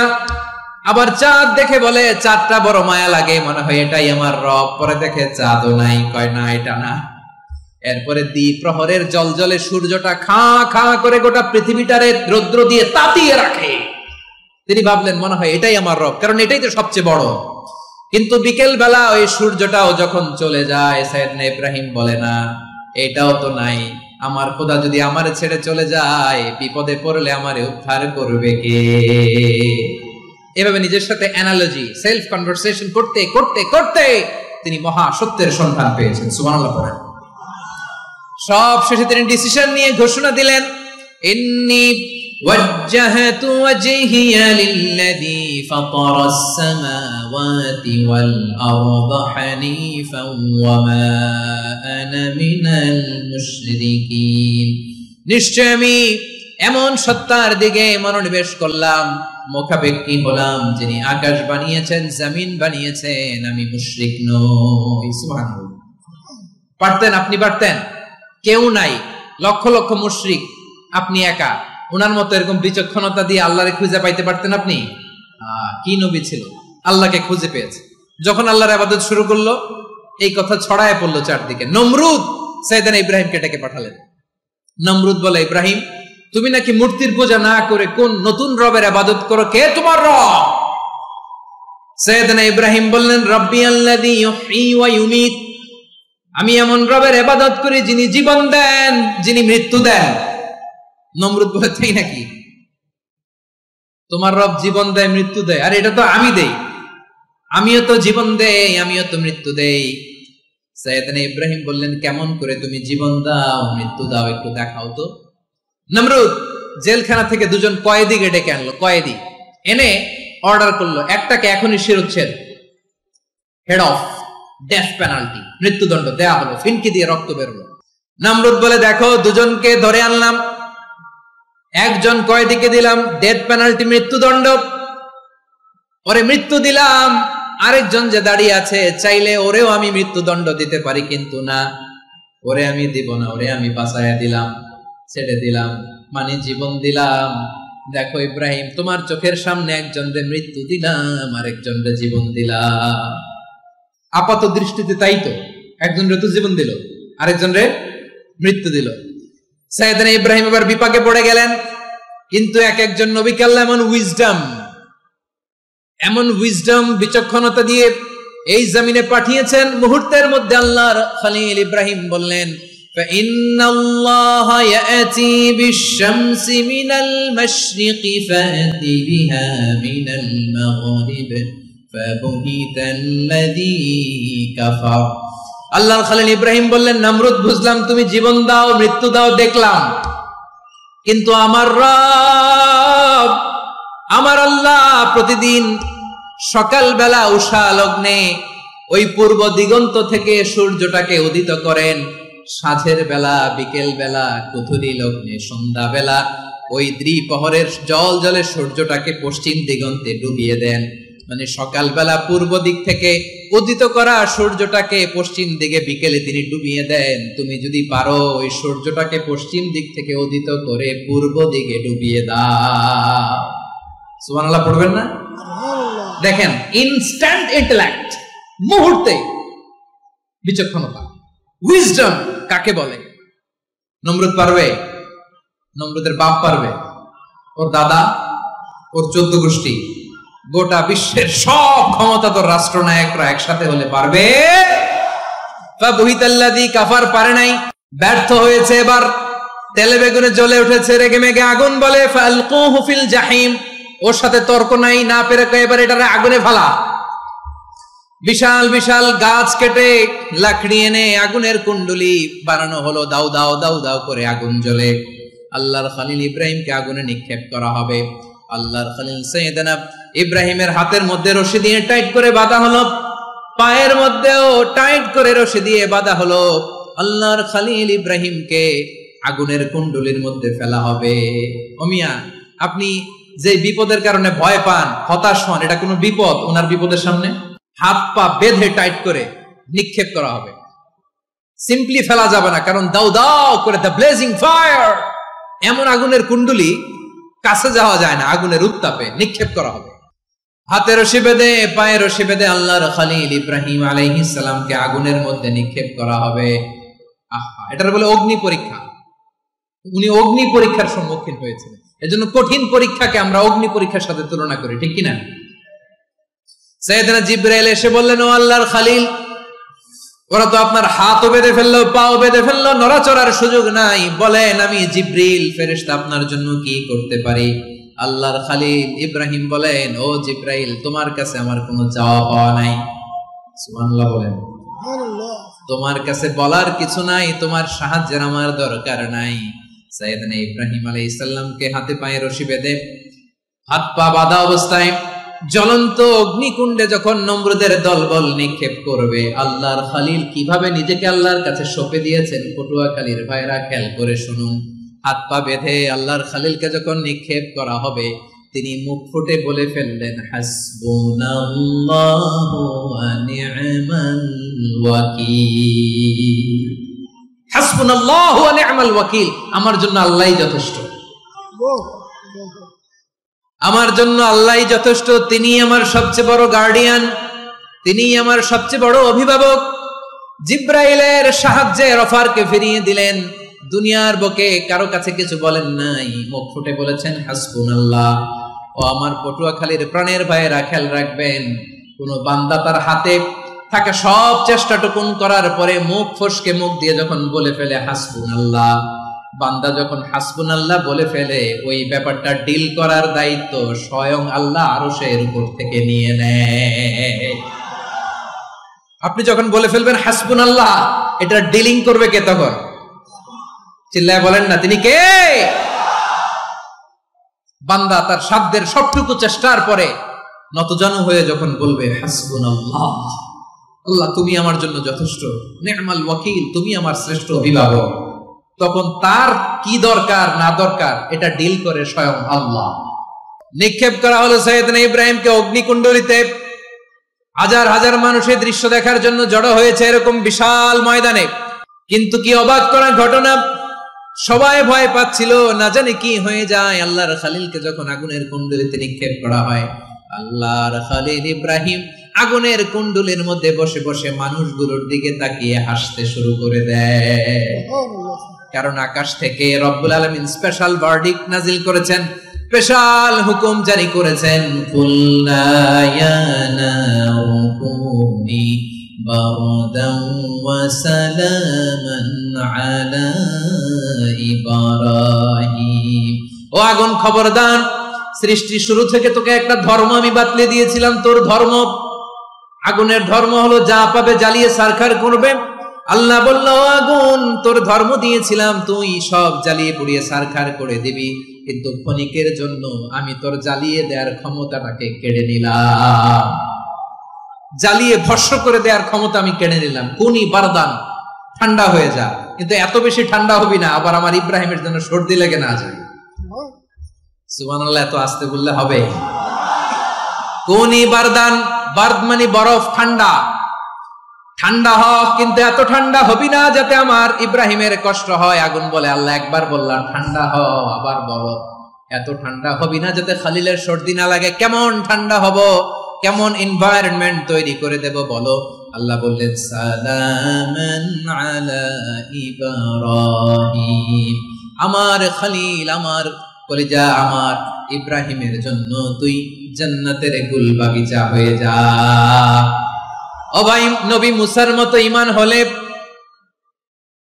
রাস্তা হবে সাগর জলে, নবী ইউসুফের মতো ঈমান হলে একে একে দরজা খোলে। নবী ইব্রাহিমের মতো ঈমান যদি আজও থাকে বিদ্যমান, অগ্নিকুণ্ডে দেখতে পাবে খুবসুরত এক ফুল ভাগা। কুলনা ইয়া নারু কুনি বারদান ওয়া সালামান আলা ইব্রাহিম। বান্দা যখন মুখ দিয়ে বলে হাসবুনাল্লাহ, আমার আল্লাহ আমার জন্য যথেষ্ট, এই বলে যখন নিজেকে সঁপে দেয়, তার কি লাগবে ওই দায়িত্ব স্বয়ং নিয়ে নেয় কে? সবাই বলেন, স্বয়ং নিয়ে নেয় কে? তাহলে আমার প্রিয় ভাইরা, বিপদের শুরুতেই আমরা বলবো ইন্না লিল্লাহ। শুরুতে কি বলবো? এরপরে যেই বাক্যটা পড়ে নিজের পরিস্থিতিকে আল্লাহর দরবারে সঁপে দিব, সেটা হচ্ছে হাসবুনাল্লাহ। সেটা কি? বিষ্ণু বলেন, লা ইয়াজালু লিসানুকা রাতাবান মিন যিকরিল্লাহ। সব সময় আল্লাহর স্মরণ দিয়ে, জিকির দিয়ে জিহ্বাটারে সিক্ত রাখো। আর শয়তানু জাসিমুন আলা কলবি ইবনে আদম, শয়তান বনি আদমের কলবে খামচি মেরে বসে থাকে। ফাইদা যাকারাল্লাহ খানাসা, মানুষ যখন আল্লাহর স্মরণ করে জিকির করে, শয়তান দৌড়ে পালায়। ওয়া ইদা গাফালা ওয়াসওয়াসা, যখনই বনি আদম গাফেল হয় তখনই শয়তান তার হৃদয়ে ওয়াসওয়াসা দেয়। এজন্য বিপদে পড়লে ইন্না লিল্লাহ, নিজের সবটুকুন করার পরে, নিজের রোল প্লে করার পরে নিজেকে আমরা কি বলে সঁপে দিব? সবাই বলেন, সবাই বলতে হবে, আরো জোরে বলে, মনে থাকবে? বিপদে পড়লে প্রথমে ইন্না লিল্লাহ, এরপরে নিজেকে যখন সঁপে দিব তখন হাসবুনাল্লাহ। এরপরে কঠিন বিপদে যখন বিশ্বনবী পড়তেন তখন কি করতেন? এমন বিপদ মাঝে মাঝে হয় না, দেয়ালে পিঠ থেকে যায়, চোখে মুখে অন্ধকার, কি করব দিশা খুঁজে পাই না, এরকম হয় কখনো? হ্যাঁ, আপনাদের হয়? হয় না? কিন্তু জান্নাতে আছেন আপনারা। হয় হয় এরকম হয়েছে না যে দেয়ালে পিঠ থেকে গেছে, চোখে মুখে অন্ধকার, কই যাব, কি করব, বাঁচানোর কেউ না, এরকম হয়েছে কখনো আপনাদের? যদি হয় তাইলে এটার সলিউশন বলবো, না হইলে তো এগুলো বলে লাভ নাই। হয় হয় হয় বিশ্বনবী এরকম কঠিন বিপদে পড়েছেন জীবনের কিছু কিছু মুহূর্তে, ওই মুহূর্তে বিশ্বনবী স্পেশাল 2টা দোয়া পড়তেন। এই দোয়াগুলো আপনাদেরকে জানিয়ে দেয়। বিশ্বনবী বলেন, কঠিনতম বিপদে যখন পড়বা, দেয়ালে পিঠ থেকে যায়, চোখে মুখে অন্ধকার, বাঁচার কোনো উপায় নাই, তখন পড়বা লা ইলাহা ইল্লা আনতা সুবহানাকা ইন্নী কুনতু মিনাজ জালিমিন। আল্লাহ, তুমি ছাড়া কোনো ইলাহ নাই, তুমি পবিত্র, নিশ্চয় আমি জালিমদের অন্তর্ভুক্ত। সুবহানাল্লাহ বলেন। এই দোয়া সাইয়েদনা ইউনূস আলাইহিস সালাম পড়েছিলেন যখন মাছের পেটে ছিলেন। কিসের পেটে? এবং অনেক মুফাসসিরিন ইকরাম বলেছেন, অনেক আহলুল ইলমরা বলেছেন, এটা হচ্ছে ইসমে আজম। ইসমে আজম এমন দোয়া যেটা দিয়ে দোয়া করলে আল্লাহ দোয়া কবুল করে, কিন্তু এটা কোনটা, এটা নিয়ে ইখতিলাফ আছে। কোন কোন আহলুল ইলম বলেন এই লা ইলাহা ইল্লা আনতা সুবহানাকা ইন্নী কুনতু মিনাজ জালিমিন, এটা হচ্ছে ইসমে আজম। সাইয়েদনা ইউনূস আলাইহিস সালাম পড়েছেন। আপনারা পড়েননি? তুফান হইলে পড়েন না? আমাদের এলাকায় তো এটা খুব, এটার উপর ব্যাপক আমল আছে। পটুয়াখালীতে কি অবস্থা বলেন? পড়েন পড়েন পড়েন পড়েন। একটা গল্প শুনেছিলাম, পাক হানাদার বাহিনী যখন বাংলাদেশে অ্যাটাক করতো, 71 সালের ঘটনা বলতেছে, আমরা তো দেখি নাই, শুনছি আর কি। 71 যদি দেখতাম এতদিনে রাজাকার হয়ে যেতাম। আল্লাহ আমাদেরকে বাঁচাই দিছে, আল্লাহর মেহেরবানি, ঠিক কিনা বলেন? মন মতো হইলে মুক্তিযোদ্ধা, মন মতো না হইলে রাজাকার। কত কিছু দেখলাম এই শাহবাগের বুকে। আল্লাহ, 71 সালে দেখি নাই, আমরা শুনেছি, পাক হানাদার বাহিনী জিজ্ঞেস করত মুসলিম না অমুসলিম চেক করার জন্য, বলতো কালেমা বল, কালেমা বাতাও। তো যারা কালেমা বলতে পারতো পাকিস্তানি বাহিনী নাকি ওদেরকে ছেড়ে দিত, শুনেছি। তো একজনকে, এক বাঙালিরে পেয়ে তার মাথার মধ্যে বন্দুকের নল ধরে বলতেছে কালেমা বল সালে, কালেমা বাতা, কালেমা বল। তো ভয়ের চোটে এই দোয়া পড়া শুরু করছে। ও পড়তেছে লা ইলাহা ইল্লা আনতা সুবহানাকা ইন্নী কুনতু মিনাজ জালিমিন। পাকিস্তানি বলে সালে ये तो मुसीबत का কালেমা है, বাঙালি কয় হাম তো ভি মুসিবত মে হ্যায়। পাকিস্তানি বলে বেটা কোন দোয়া বললি, এটা তো মুসিবতের কালেমা। কয় আমিও তো মুসিবতে আছি, আমার মাথার মধ্যে বন্দুক ধরে তুমি আমার কালেমা জিজ্ঞেস করো, এখন কোনটা কালিমা আর কোনটা কি দোয়া, আমার হুঁশ আছে নাকি? প্রিয় ভাইরা, আসলে এটা দুআউল মুসিবা, বিপদে পড়লে এই দোয়া পড়তে হয়। লা ইলাহা ইল্লা আনতা সুবহানাকা ইন্নী কুনতু মিনাজ জালিমিন, এটা পড়বেন আপনারা। এই দোয়া পড়ে সাইয়েদনা ইউনূস আলাইহিস সালাম মাছের পেট থেকে রক্ষা পেয়েছিলেন। রক্ষা করেছিল কে? ইউনূস নবীরে যখন খাইলো মাছেতে গিলিয়া, ফেরেশতা পাঠাইয়া দিলে ইসমে আজম দিয়া। প্রাণে ছিল যাহার ভয় সেথা পাইল আশ্রয়, প্রাণে ছিল যাহার ভয় সেথা পাইল আশ্রয়। মাছের পেট হতে সে যে পেল পরিত্রাণ। আল্লাহু আল্লাহু তুমি জাল্লে জালালুহু, শেষ করা তো যায় না গে তোমার গুণগান। আল্লাহু আল্লাহু, সুবহানাল্লাহ পড়ে। লা ইলাহা ইল্লা আনতা সুবহানাকা ইন্নী কুনতু মিনাজ জালিমিন। বিষ্ণুই বললেন, দেয়ালে পিঠ থেকে গেলে, চোখে মুখে অন্ধকার, বাঁচার কোনো উপায় নাই, তখন এই দোয়াটা পড়তে হবে। এই দোয়া পড়ে আল্লাহর কাছে ফরিয়াদ করলে বিপদ মুক্ত করবেন কে? কেন এই দোয়াটা আল্লাহর কাছে বড্ড প্রিয় জানেন আমার ভাইরা? কারণ এই দোয়ার মধ্যে 3টা জিনিস আছে। আমি যেরকম আঙ্গুল উঁচু করেছি এরকম করেন তো। 3টা। কয়টা?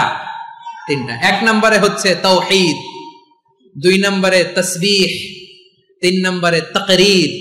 আই রিপিট, আবারও বলছি, 1 নম্বরে তাওহীদ, 2 নম্বরে তাসবিহ, 3 নম্বরে তাকরীর। এই দোয়াটা আল্লাহর কাছে এত পছন্দনীয় কারণ এই দোয়ার প্রথম অংশে আছে তাওহীদ, আল্লাহর একত্ববাদের ঘোষণা। লা ইলাহা ইল্লা আনতা, ও আল্লাহ আপনি ছাড়া কোনো ইলাহ নাই, উপাস্য নাই। এই কথা বললে আল্লাহ বড় খুশি হয়ে যায়, সুবহানাল্লাহ পড়েন। এই দোয়ার দ্বিতীয় অংশে আছে তাসবিহ, মানে আল্লাহর প্রশংসা, প্রশংসা সূচক বাণী। সুবহানাক সুবহানাক সুবহানাক, ও আল্লাহ আমি আপনার পবিত্রতা ঘোষণা করছি, সুবহানাক। এই কথা শুনলেও আল্লাহ খুশি হয়ে যায়, সুবহানাল্লাহ পড়েন। এই দোয়ার তৃতীয় অংশে আছে তাকরীর, তাকরীর মানে পাপের স্বীকৃতি। তাকরীর মানে কি?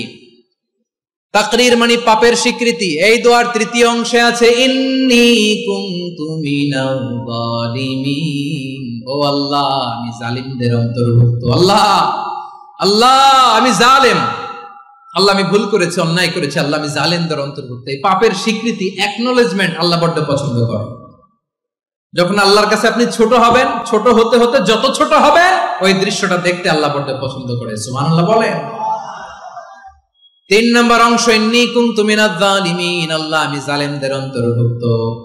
সাইয়েদনা আদম আলাইহিস সালাম ভুল করে যখন নিষিদ্ধ গাছের ফল খেয়ে ফেললেন, আল্লাহ বললেন আদম ক্ষমা পেতে চাইলে তুমি আর হাওয়া মিলে স্বীকৃতি দাও, পাপের স্বীকৃতি আর পড়ো রব্বানা যালামনা আনফুসানা ওয়া ইল্লাম তাগফির লানা ওয়া তারহামনা লানাকুনান্না মিনাল খাসিরিন।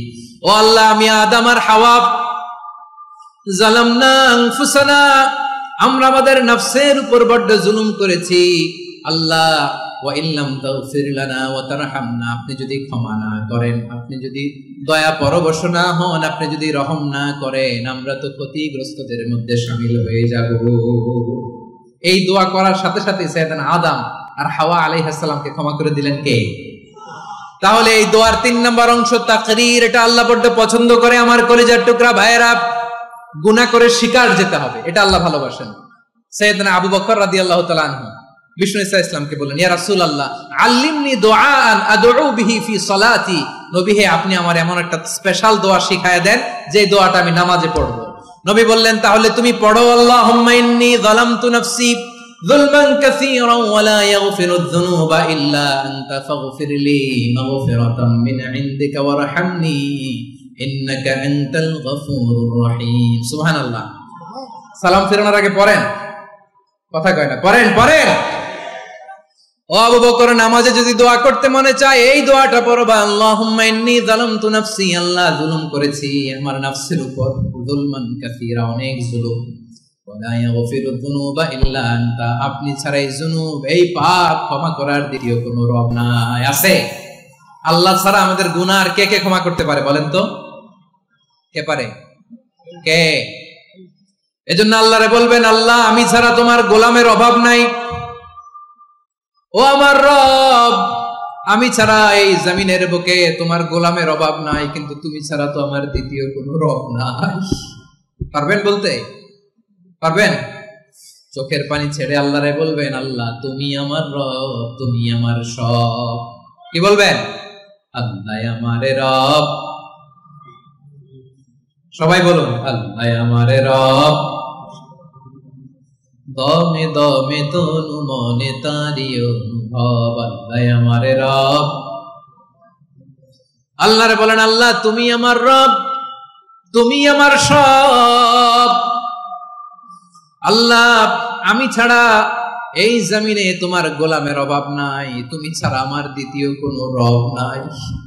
এ কথা বলে চোখের পানি ছেড়ে আল্লাহরে স্বীকৃতি দেন, আল্লাহ আমি পাপী, আল্লাহ জামিনে আমার চেয়ে বড় পাপী আর কেউ নাই। ওযু করে সিজদায় লুটিয়ে পড়ে চোখের পানি ছেড়ে আল্লাহরে পাপের স্বীকৃতি দেন, আল্লাহ এমন কোন জুলুম নাই, গুনাহ নাই আমি করি নাই, সগীরা কবিরা, জেনে না জেনে, ইচ্ছায় অনিচ্ছায়, শিরকি বেদাতি সব গুনাহ করেছি। আল্লাহ আকাশের নিচে জমিনের উপরে আমার চেয়ে বড় গুনাহগার আর কেউ নাই।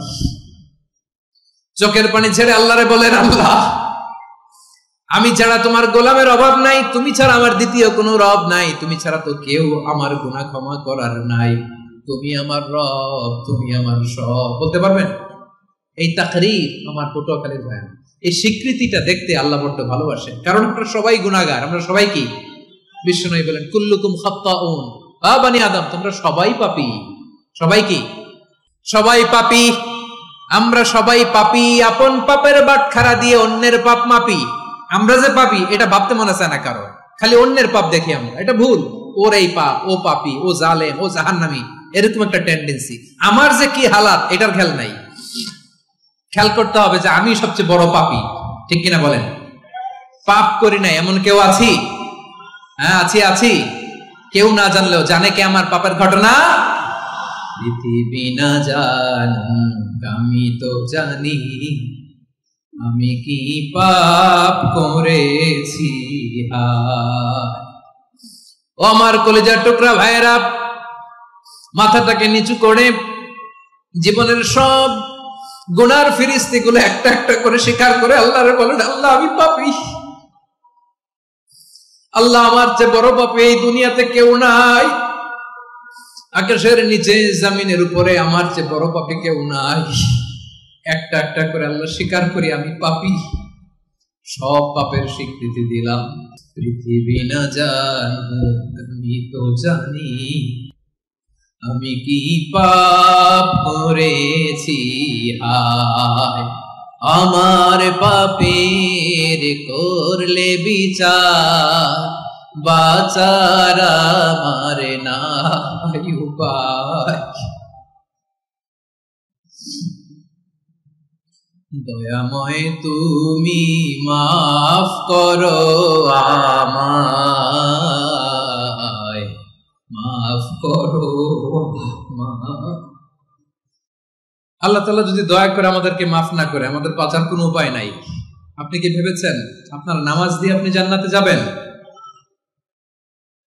আপনি তাহাজ্জুদ গুজার, সেজদা দিতে দিতে কপালে দাগ ফেলেছেন, এটা আপনারা জান্নাতে নেবে না। আপনি এলাকার সবচেয়ে বড় হাতেম তাই দানশীল, এই দানের ভরসায় বসে আছেন। আমাদের নামাজ, আমাদের রোজা, আমাদের ইবাদত, এগুলোকে মিজানের পাল্লায় উঠালে কোনো ওজনই হবে না। তবে আমাদের একটা কৌশল জানা আছে, আমরা আল্লাহর রহমতের ভিখারি। আমরা সেদিন আগেই গুনার স্বীকৃতি দিয়ে দেব। আমরা বলবো, আল্লাহ তুমি প্রশ্ন করার আগে তোমার একটা কথা বলি, আমারে কিছু জিজ্ঞেস করো না, আমি সব করেছি। এমন কোন পাপ নাই যে পাপ আমারে দিয়ে হয় নাই। তোমার রহমত দিয়ে তুমি জান্নাতে পাঠাবা, তোমার দয়ায় জান্নাতে যেতে চাই, আমল দিয়ে না। পারবেন বলতে? কিয়ামতের দিন আমরা বলবো, আল্লাহ আমার আমল দিয়ে জান্নাত চাই না, আমি তোমার দয়া দিয়ে জান্নাত চাই। তোমার দয়া ছাড়া আমার কোনো উপায় নাই।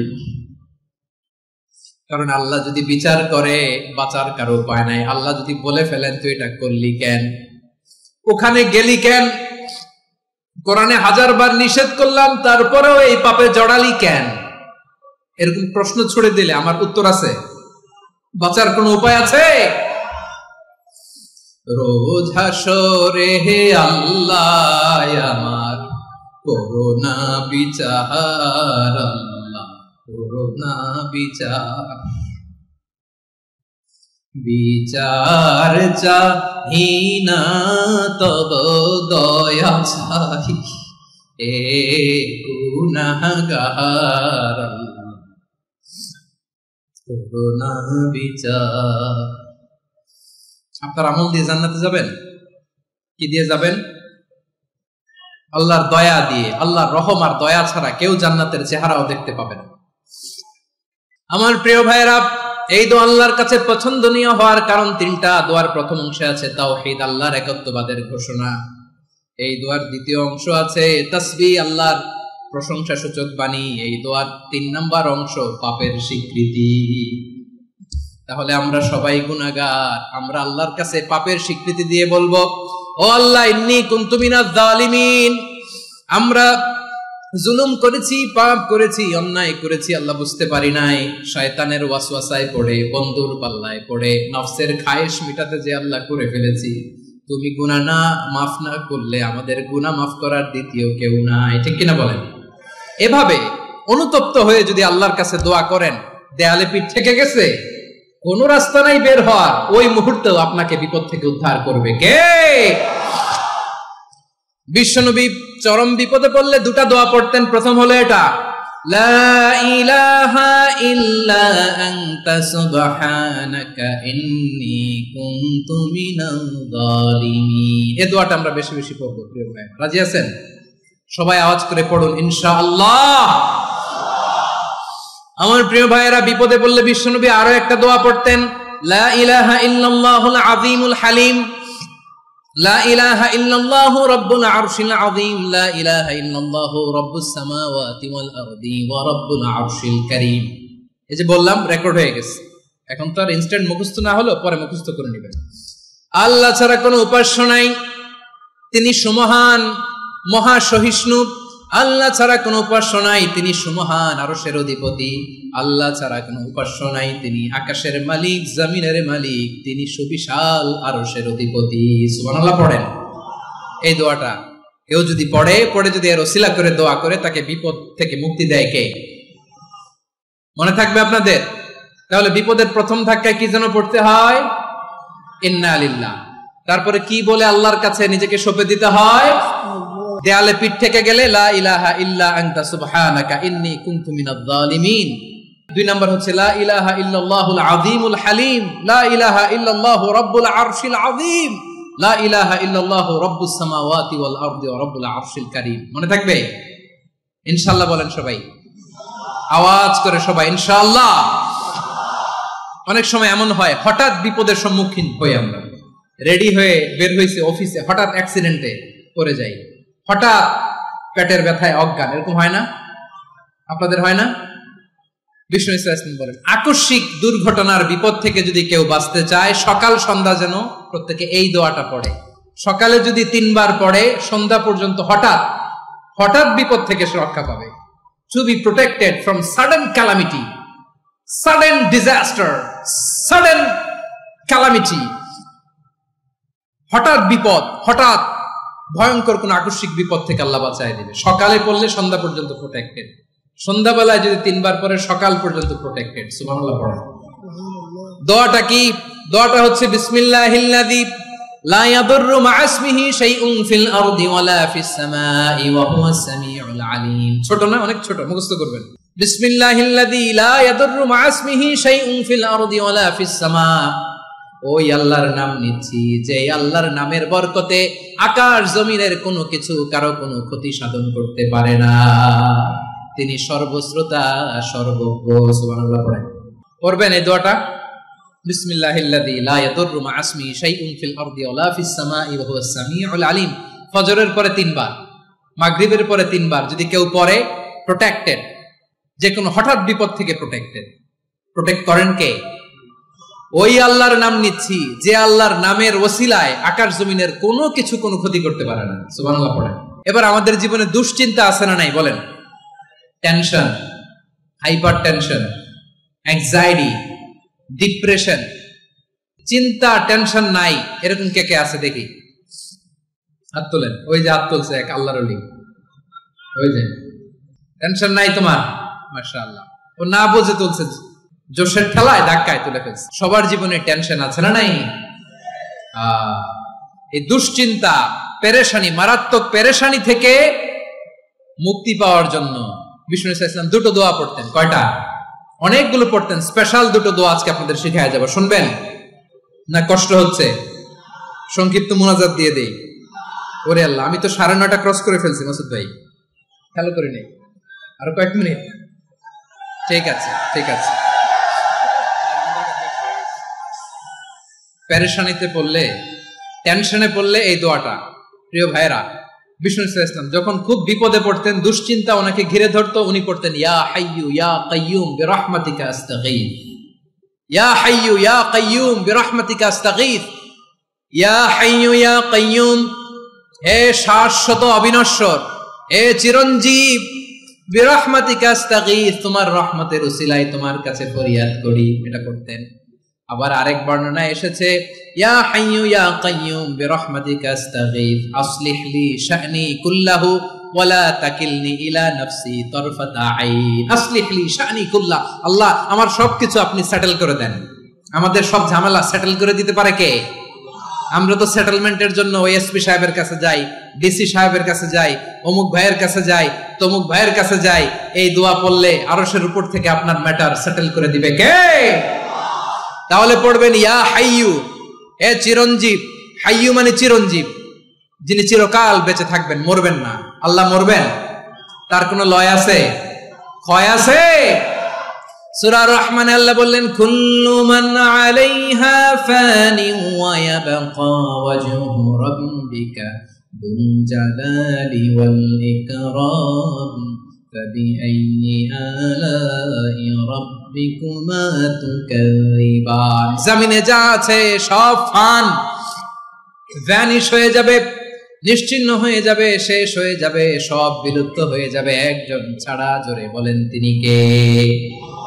ইয়া হাইয়ু, আমার সাথে আওয়াজ করে পড়েন, ইয়া হাইয়ু, ইয়া কাইয়ুম, ইয়া হাইয়ু, ইয়া কাইয়ুম বিরহমাতিকা আস্তাগীথ আসলিহ লি শা'নি কুল্লা ওয়ালা তাকিলনি ইলা নাফসি তরফাতা আইন।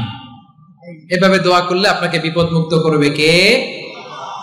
এই দোয়াটা কেন পছন্দ আল্লাহর কাছে? কারণ এখানে আল্লাহর দুইটা সুন্দর নাম আছে, গুণবাচক নাম, আল হাই, আল কাইয়ুম, এই দুটো নাম আছে এখানে।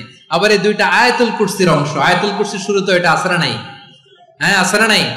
3 নাম্বার কারণ এটা ইসমে আজম। কোন দোয়াটা ইসমে আজম? যে দোয়া ওসিলায় দোয়া করলে আল্লাহ দোয়া ফেরায় না।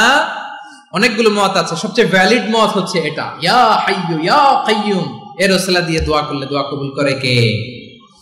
2 নম্বরে বিশ্বনবী মারাত্মক বিপদে পড়লে আরেকটা দোয়া পড়তেন, আল্লাহুম্মা ইন্নী আবদুক। আগে দোয়াটা পড়ি, শুনেন। আল্লাহুম্মা ইন্নী আবদুক ওয়া ইবনু আবদিক ওয়া ইবনু আমাতিক নাসিয়াতি বিয়াদিক মাদিন ফিয়া হুকমুক আদলুন ফিয়া কাদাউক আসআলুকা বিকুল্লি ইসমিন হুয়া লাক সাম্মাইতা বিহি নাফসাক আও আনসালতাহু ফি কিতাবিক আও আল্লামতাহু আহাদাম মিন খালকিক আও ইস্তা'সারতা বিহি ফি ইলমিল গায়বি ইনদাক আন তাজআলাল কুরআনা রাবিআ কলবি ওয়া নূরা সাদরি ওয়া জালাআ হুজনি ওয়া যাহাবা হাম্মি। সুবহানাল্লাহ পড়েন। বিষ্ণুই বলতেন, আল্লাহুম্মা ইন্নী আবদুক, ও আল্লাহ আমি আপনার গোলাম, ওয়া ইবনু আবদিক, গোলামের ঘরের গোলাম, ওয়া ইবনু আমাতিক, বাদীর ঘরের গোলাম। মানে আল্লাহ আমি আপনার গোলাম, আমার বাবা আব্দুল্লাহ ছিল আপনার গোলাম, আমার মা আমিনা ছিল আপনার বাদী। মানে আমরা গোলাম বংশের, সব গোলাম। নিজেরে এর চেয়ে আর ছোট করে আল্লাহর কাছে উপস্থাপন করা যায় আমার ভাইয়েরা? কথা কি বুঝতেছেন? নিজেকে এর চাইতে ছোট, নগণ্য আর তুচ্ছ করে আল্লাহর সাথে প্রেজেন্ট করা যায়? বিশ্বনবী বললেন, ও আল্লাহ আমি আপনার গোলাম, গোলামের ঘরের গোলাম, দাসীর ঘরের গোলাম, নাসিয়াতি বিয়াদিক, আমার মাথার চুলের ছুটি আপনার হাতের মুঠোয়। আপনি ডানে টান দিলে আমি ডানে যেতে বাধ্য, আপনি বাঁয়ে টান দিলে বাঁয়ে যেতে বাধ্য। সুবহানাল্লাহ বলেন। বিশ্বনবী বললেন, আল্লাহ আমার মাথার চুলের ঝুঁটি আপনার হাতের মুঠোয়। আচ্ছা, এইভাবে কাকে ধরা হয়? যে খুব ছোট, ঠিক কিনা? নিজেকে কত ছোট করলেন বিশ্বনবী। ও আল্লাহ আমার মাথার চুলের ঝুঁটি আপনার হাতের মুঠোয়, আপনি ডানে টানলে আমি ডানে যাব, বাঁয়ে টানলে বাঁয়ে যাব। আল্লাহ আসআলুকা বিকুল্লি ইসমিন হুয়া লাক নাসিয়াতি বিয়াদিক মাদিন ফিয়া হুকমুক, আপনার নির্দেশ আমার উপর কার্যকর হবেই হবে। আদলুন ফিয়া কাদাউক, আপনার ফয়সালা, যেই ফয়সালাই আপনি আমার জন্য করেন এটাই ইনসাফ। সুবহানাল্লাহ বলেন। আমরা আল্লাহর ফয়সালায় সন্তুষ্ট হতে চাই না। কত কমপ্লেইন, আল্লাহ তুমি এটা দিলা না, ওইটা পাইলাম না, ওইটা হইল না রে, এরকম অভিযোগ, কমপ্লেইন আমাদের আছে না নাই? আর বিশ্বনবী বলতেন, আদলুন ফিয়া কাদাউক, আল্লাহ আমার জন্য তোমার যেটা ফয়সালা এটাই সবচেয়ে শ্রেষ্ঠ ইনসাফ, এর চেয়ে ইনসাফ আর হতে পারে? এভাবে কায়মান বাক্যে আল্লাহর কাছে বিশ্বনবী দোয়া করতেন। এরপরে বিশ্বনবী বললেন, আল্লাহ তোমার যত নাম আছে সব নামের ওসিলায় দোয়া করি, যে নাম তুমি আমাদেরকে জানিয়েছো, যে নাম তুমি আমাদেরকে জানাও নাই, যে নাম তুমি কোরআনে নাজিল করেছো, যে নাম নাজিল করো নাই, যে নাম শুধু নবীদেরকে জানিয়েছো। আর আল্লাহর এমন কিছু চমৎকার চমৎকার সুন্দর সুন্দর নাম আছে, এই নামগুলো রব্বুল আলামিন কাউকে জানাবে না। সুবহানাল্লাহ বলেন। আমরা তো 99 নাম জানি, 100 নাম জানি আল্লাহ, কিন্তু আল্লাহর এমনও কিছু নাম আছে যেগুলো আল্লাহ বিশ্বনবীরও জানায় নাই।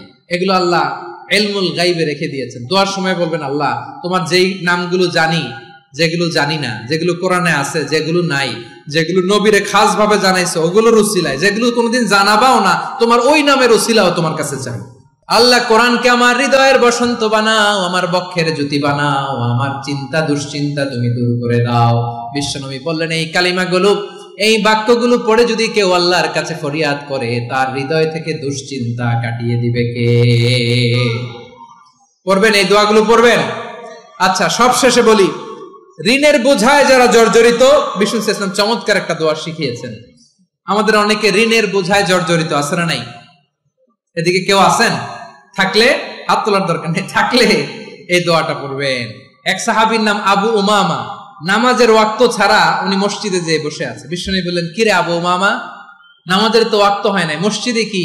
সাহাবী বলে, হুমুমুন লাজিমাতনি ওয়া দুয়ুন, নবী গো, ঋণের বোঝায় এমন টেনশনে আছি, ঘরে থাকতে পারলাম না, মসজিদে চলে আসছে। বিশ্বনবী বলেন, আমি কি তোমার এমন একটা দোয়া শিখাবো যেটা পড়লে আল্লাহ তাআলা তোমার ঋণের বোঝা হালকা করে দিবেন?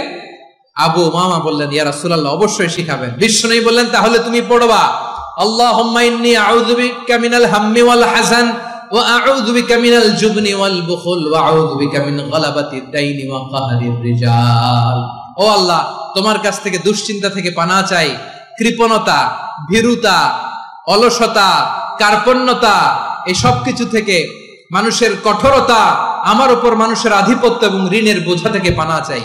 এই দোয়াটা যখন বিশ্বনবী শিখাই দিলেন, আবু মামা বারবার এই দোয়া পড়ে, আল্লাহুম্মা ইন্নী আউযু বিকা মিনাল হাম্মি ওয়াল হাযান ওয়া আউযু বিকা মিনাল আজজি ওয়াল কাসাল ওয়া আউযু বিকা মিনাল জুবনি ওয়াল বুখল ওয়া আউযু বিকা মিন গালাবাতিদ দাইনি ওয়া কাহরির রিজাল। আবু মামা বলে, এই দোয়া আমি পড়তে লাগলাম। কিছুদিন পরে দেখা গেল বিশ্বনবীর শেখানো এই দোয়ার বদৌলতে আল্লাহ তাআলা আমার সব ঋণ পরিশোধের ব্যবস্থা করে দিয়েছেন। পড়বেন। বিশ্বনবীর জামাতা সাইয়্যিদিনা আলী রাদিয়াল্লাহু তাআলা আনহুর কাছে এক লোক এসে বলে, হে আলী, ঋণের বোঝায় আমি জর্জরিত, আমার কিছু অর্থ দিয়ে সাহায্য করো। সাইয়্যিদিনা আলী রাদিয়াল্লাহু তাআলা আনহু বললেন, আমি কি তোমারে এমন একটা দোয়া শিখাবো যেটা বিশ্বনবী আমাদের শিখিয়েছেন? এই দোয়া যদি তুমি পড়ো, লাউ কানা আলাইকা মিসলু জাবালিন কাবীরিন দাইনান আদাল্লাহু আনকা, পাহাড় পরিমাণে যদি ঋণের বোঝা হয়, আল্লাহ এটা পরিশোধের ব্যবস্থা করে দিবেন। সুবহানাল্লাহ। ছোট্ট একটা দোয়া বিশ্বনবী শিখালেন, বললেন, তুমি পড়বা, আল্লাহুম্মা কফিনি বিহালালিকা আন হারামিকা ওয়া আগনিনি বিফাদলিকা আম্মান সিওয়াক। বুঝতে আছে? হ্যাঁ, আছে। আল্লাহুম্মা কফিনি বিহালালিকা আন হারামিক, আল্লাহ তোমার হালাল দিয়ে আমাকে পরিতুষ্ট করো, হারাম থেকে বাঁচিয়ে রাখো, আর তোমার অনুগ্রহে মানুষের মুখাপেক্ষী যেন আমি না হই, আমি যেন সবসময় তোমার মুখাপেক্ষী হয়, ওই তৌফিক দিও। সুবহানাল্লাহ পড়েন। এই দোয়া বেশি বেশি পড়লে ঋণের বোঝা হালকা করে দিবে কে? তাহলে প্রিয় ভাইয়েরা, বিপদে পড়লেই প্রথমে কি পড়বেন? পটুয়াখালী ভুইলা গেছে। বিপদে পড়লেই প্রথমে ইন্না লিল্লাহ কি বলে নিজেকে আল্লাহর কাছে সঁপে দিতে হয়? হাসবুনাল্লাহ। চরম বিপদে দেয়ালে পিঠ থেকে গেছে, তখন লা ইলাহা ইল্লা আনতা সুবহানাকা ইন্নী কুনতু মিনাজ জালিমিন। এরপরে লা ইলাহা ইল্লাল্লাহুল আযীমুল হালিম, এই দোয়া। আকস্মিক বিপদ, হঠাৎ যেন কোনো বিপদ আমাকে পেয়ে না বসে, এটার জন্য বিসমিল্লাহিল্লাযী লা ইয়াদুররু মা ইসমিহি শাইউন ফিল আরদি ওয়ালা ফিস সামাই ওয়া হুয়াস সামিউল আলিম। সকালে 3 বার, রাতে 3 বার। আর মারাত্মক tension, hyper tension, anxiety, depression থেকে বাঁচার জন্য 2 দোয়া, ইয়া হাইয়্যু ইয়া কাইয়্যুম, ইয়া হাইয়্যু ইয়া কাইয়্যুম, মনে থাকবে? আর আল্লাহুম্মা ইন্নী আবদুক, এই দোয়া। ঋণ থেকে বাঁচার জন্য 2 দোয়া, আল্লাহুম্মা ইন্নী আউযু বিকা মিনাল হাম্মি ওয়াল হাযান, এটা। আর আল্লাহুম্মা কফিনি বিহালালিকা আন হারামিকা ওয়া আগনিনি বিফাদলিকা আম্মান সিওয়াক। আর সব সময় পড়ার জন্য একটা আমল দিয়ে যাই, উঠতে বসতে, অফিসে যাচ্ছেন, অফিস থেকে ফিরতেছেন, বসে আছেন, শুয়ে আছেন, ছোট্ট এক শব্দে আমরা যেন বেশি বেশি পড়ি, আস্তাগফিরুল্লাহ। আওয়াজ করে আমার সাথে পড়ুন, আস্তাগফিরুল্লাহ। আবার পড়ুন, আস্তাগফিরুল্লাহ। আল্লাহ রাসূল সাল্লাল্লাহু আলাইহি ওয়াসাল্লাম বলেন, মান লাজিমাল ইস্তিগফার, যে সব সময় এরকম ইস্তিগফারের সাথে লেগে থাকে, জাআলাল্লাহু লাহু মিন কুল্লি যিকিন মাখরাজা, আল্লাহ তাআলা তাকে কোনো বিপদে আটকান না, সে জীবনে আটকাবে না, যে কোনো বিপদে আল্লাহ তার রাস্তা বের করে দিবে। Way out, you will get a way out and solution. সুবহানাল্লাহ। ওয়া মিন কুল্লি হাম্মিন ফারাজা, দুশ্চিন্তা মুক্ত হবে। ওয়া ইয়ারযুকহু মিন হাইসু লা ইয়াহতাসিব, এমন জায়গা থেকে আল্লাহ রিজিকের বন্দোবস্ত করবে যেটা সে কল্পনাও করে না। আওয়াজ করে পড়েন সুবহানাল্লাহ। সুবহানাল্লাহ। তাহলে মনে থাকবে আস্তাগফিরুল্লাহর কথা। সব শেষ কথা বলবো, সব শেষ আমার প্রিয় ভাইয়েরা। এটা গেল নিজের বিপদ। কিসের বিপদ? নিজে যদি বিপদে পড়েন। অন্যের বিপদ যদি দেখেন, এটার জন্য একটা দোয়া আছে। অনেক সময় আমরা দেখি হাসপাতালে ক্যান্সারের 3rd স্টেজে চলে গেছে, লোকটা হ্যাংলা হয়ে, চিকন হয়ে, হায়রে কি কষ্ট পায়, দেখি না? বিষ্ণু বলে, একটা দোয়া যদি কেউ অন্যের কোনো বিপদ দেখে পড়ে, ওই বিপদ তার জীবনে কখনো আসবে না। শোনার আগ্রহ আছে?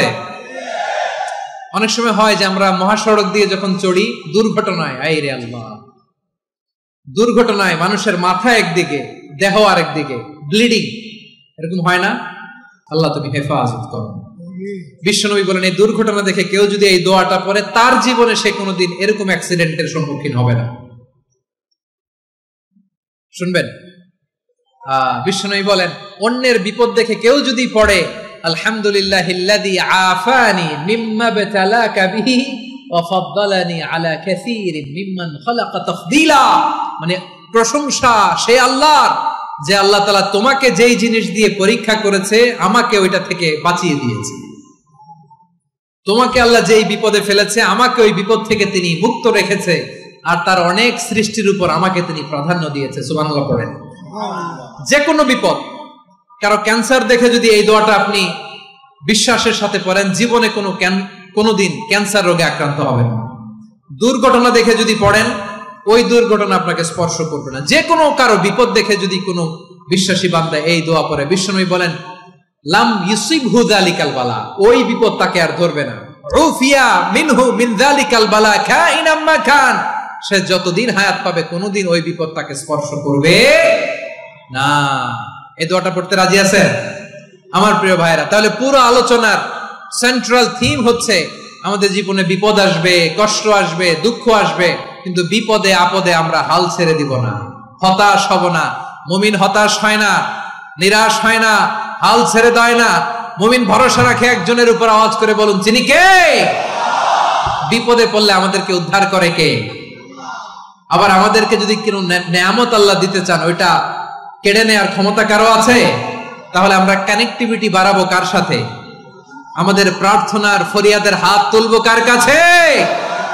রাজি আছেন পটুয়াখালীর ভাইয়েরা? মনে থাকবে কথাগুলো?